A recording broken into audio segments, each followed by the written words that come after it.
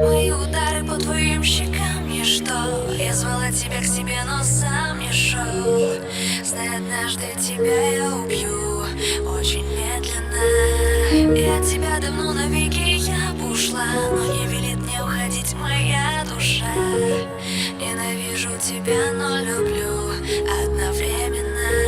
Мы засыпаем, желаю классно поспать. Я той, кто со мною сегодня в разных кроватях. Луч солнца, все в жизни кажется славно, если забыть о том, что меня ты подальше послала.